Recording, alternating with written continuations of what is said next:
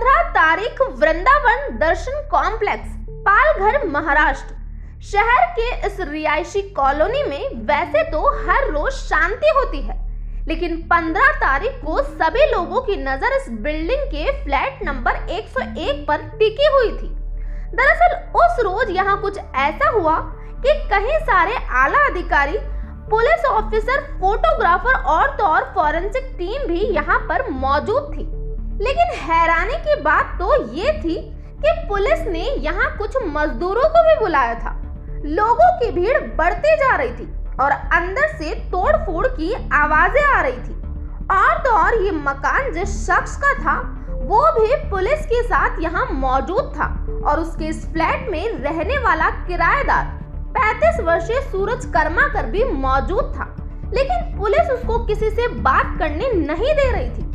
वैसे तो सूरज यहाँ अपनी प्रेमिका अमिता के साथ रहता है, लेकिन आज अमिता किसी को नजर नहीं आ रही थी। और तो और मोहल्ले की औरतों ने बताया कि अमिता आज ही नहीं बल्कि पिछले कुछ महीनों से यहाँ दिखाई नहीं दे रही थी।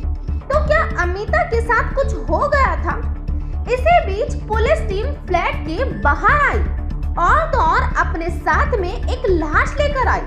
और वो लाश ऐसी वैसी नहीं बल्कि लाश पूरी तरह कंकाल में तब्दील हो चुकी थी। तो क्या ये लाश अमिता की है जो पिछले 4 महीनों से गायब थी?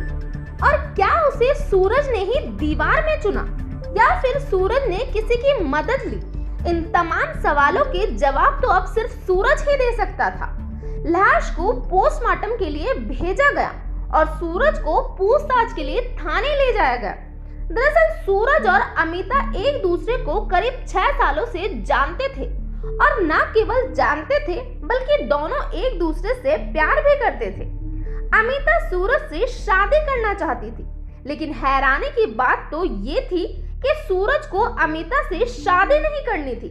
लेकिन फिर भी उसने अमिता से ये बात छिपाए रखी और ये रिश्ता यूं ही सालों साल चलता रहा। हालांकि अमिता के घर वालों ने अमिता की शादी कहीं और करवाना चाहते थे, लेकिन अमिता की जिद के आगे वो भी मान गए। अब परिवार राजी हो चुका था तो अमिता भी सूरज के फ्लैट में रात रुकने लगी।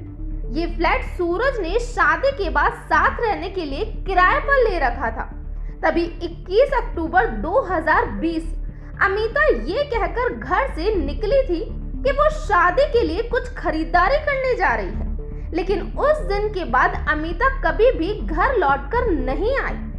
इधर परिवार भी परेशान था।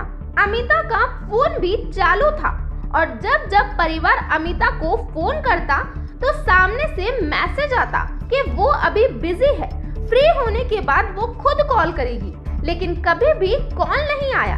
यही नहीं, 2 से 3 बार तो सूरज ने खुद लड़की की आवाज में उसके घर वालों से बात की।